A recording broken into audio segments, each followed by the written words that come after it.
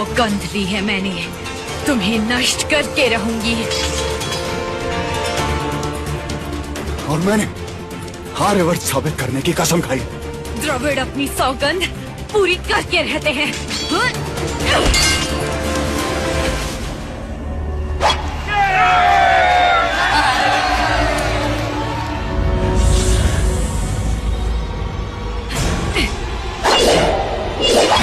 इस द्वंद के बाद फिर कभी भी कोई भी आर्य हम पर दोबारा आक्रमण करने की कोशिश नहीं करेगा।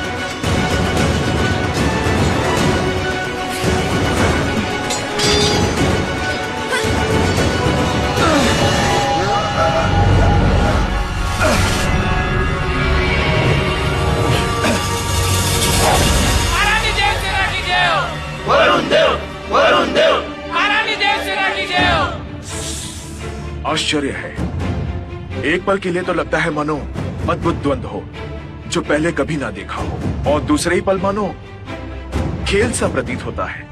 वरुण देव भी यही सोच रहे होंगे कि आखिर एक औरत को यूं ही कैसे मारते हैं। शायद तभी वो इस द्रविड़ कन्या को द्वंद्व के मजे लेने दे दे।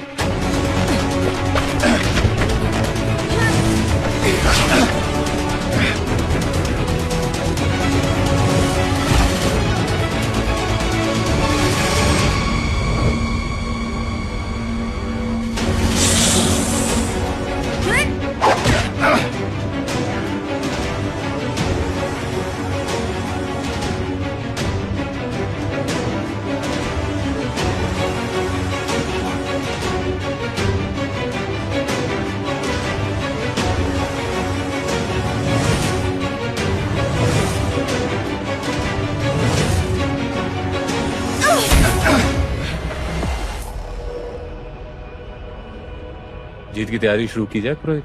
योद्धा तो तुम भी हो अबरुक, तुम बताओ तुम्हें क्या लगता है? वैसे ये द्रविड़ कन्या द्वंद्व तो अच्छा लड़ रही है, लेकिन वरुण देव से इसका कोई मुकाबला नहीं। क्यों व्यर्थ ही अपना खून बहा रहे हो? मेरे रक्त की एक एक बूंद तुम्हारे मृत्यु की साक्षी बनने को आतुर है।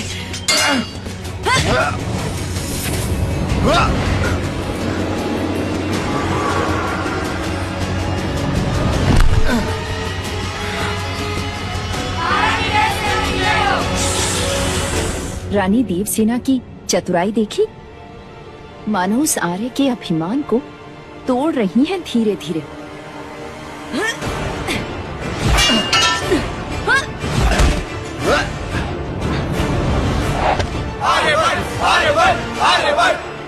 दुश्मन की हार घोषित करने की तैयारी करो। जीत के लिए मनुष्य सदैव ही तैयार रहता है। अवश्य।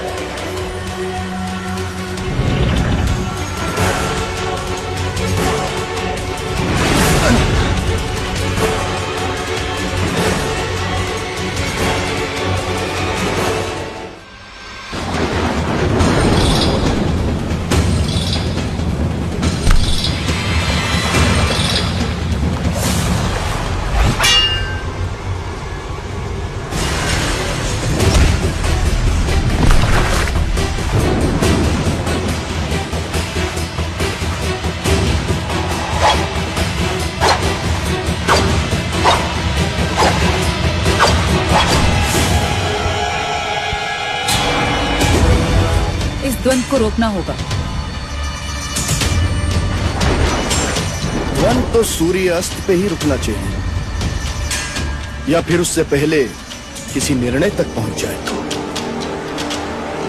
ये युद्ध नहीं द्वंद हो रहा है, और वर्षा इतनी अधिक हो रही है कि प्रतिद्वंदी एक दूसरे को ठीक से देख नहीं पा रहे हैं।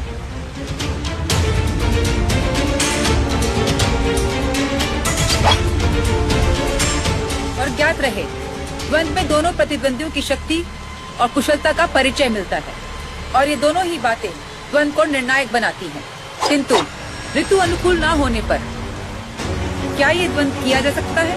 आप हारने से डरती हैं द्रविड़ उपरानी, लेकिन आपको कोई हक नहीं कि आप अपने डर में किसी कुशल योद्धा से उसकी संभावित जीत छीन लें। द्रविड़ मात्र डरना नहीं जानता आर्य।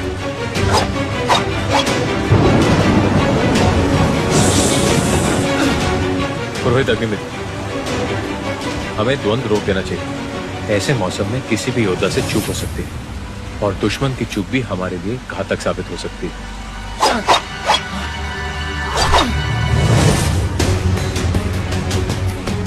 चलिए हम आपकी बात मान लेते हैं। योद्धाओं को एक दूसरे से मुकाबला करने का मौका मिलना चाहिए, ना कि मौसम से।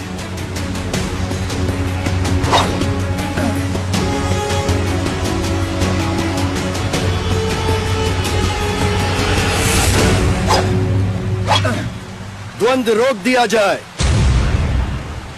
द्वंद का पुनः आरंभ अब मौसम ठीक हो जाने के बाद ही होगा।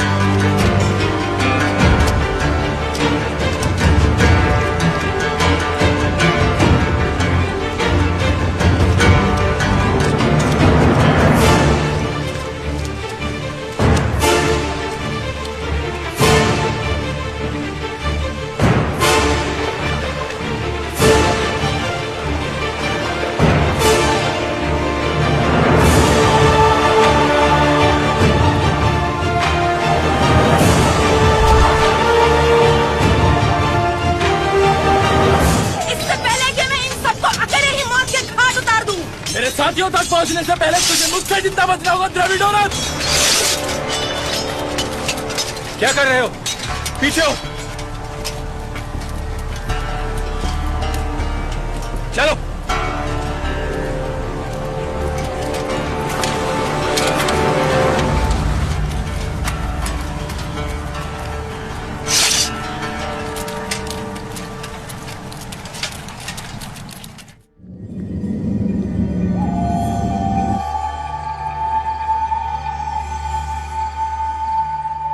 बधाई हो, मंगल बधाई हो, अभिनंदन। आज मेरी देवसेना ने, क्षमा, रानी देवसेना ने मुझे गौरवान्वित कर दिया। आज मेरे जीवन का वो स्वर्णिम क्षण था जब मैंने इतने महान योद्धा को लड़ते हुए देखा। बधाई हो देवसेना, बधाई हो। द्रविड़ साहस, शक्ति और संयम का चरम रूप थी तुम आज, परंतु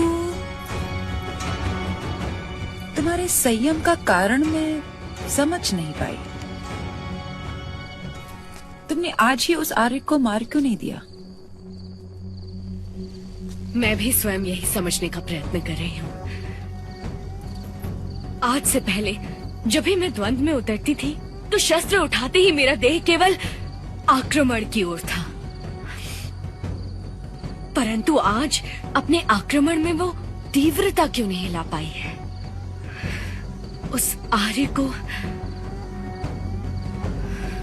वैसे उस आर्य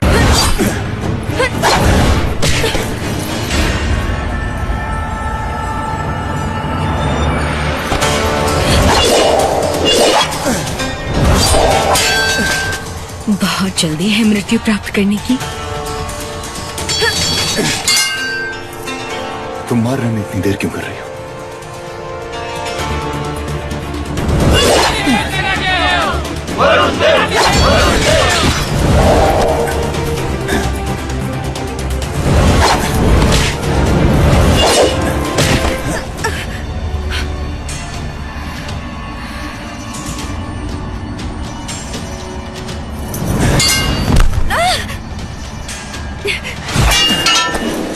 ऐसे ही सही, तो प्यार करने वाले एक दूसरे की बाहों में तो है। अगर तुमने मेरी तलवार स्वीकार लिया तो मुझे स्वीकारने में झिझक कैसी?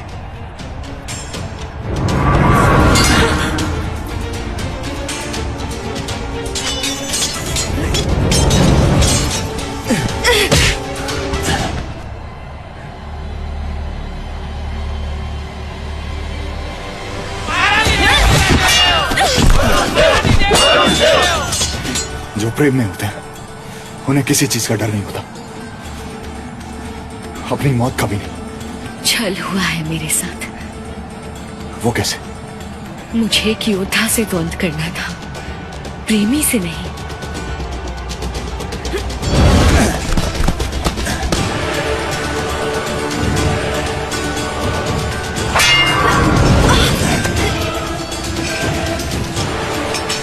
अपने ही शस्त्र से तुम्हें मृत्यु स्वीकारनी है वरुण देव।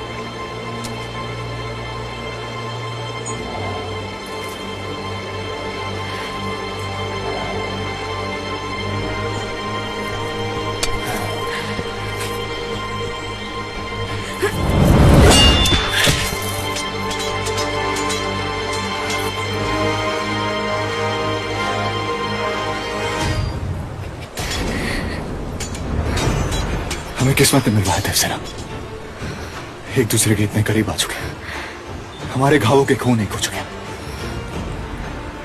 अब अगर आत्माएं एक होने के लिए मरना ही जरूरी है तो मैं मौत को गले लगाने को तैयार हूं।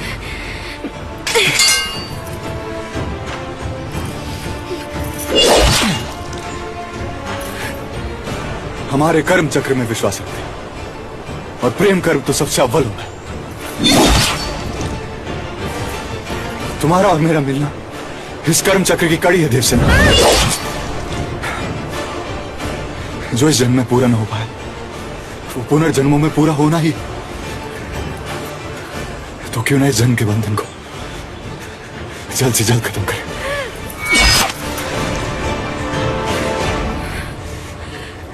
तुम लड़ क्यों नहीं रहे हो? तुम क्यों लड़ी जा रही हो अपने आप से? मैंने सौगंध ली थी, मुझे अपना प्रतिशोध पूरा करना है। वो भी पूरा कर लो देवसेना।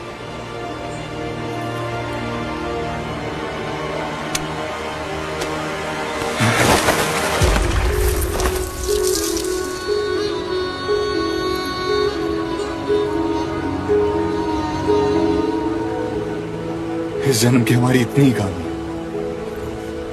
प्रतिशोध से प्रेम तक का ही सफर।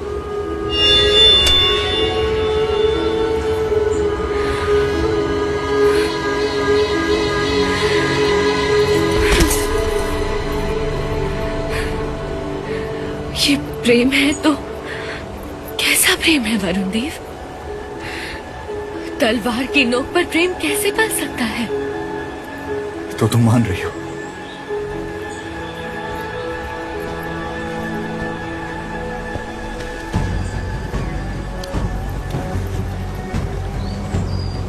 तो तुम मान रही हो कि तुम भी मुझसे प्रेम करती हो?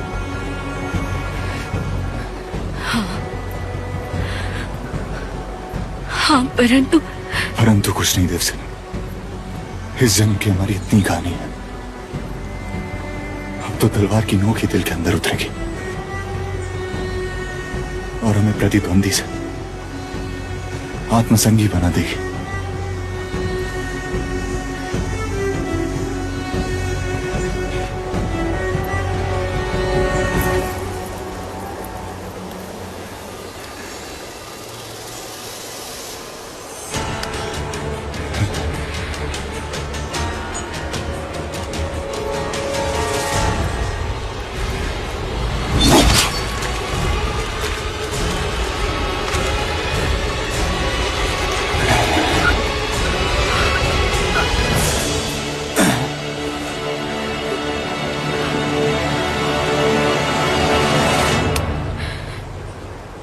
अपने प्रतिशोध के कर्म को पूरा करो देवसेना। स्वार्थ पूरा करोगी तभी तो हमारे प्रेम का सफर शुरू होगा। तुम अकेले नहीं मर सकती।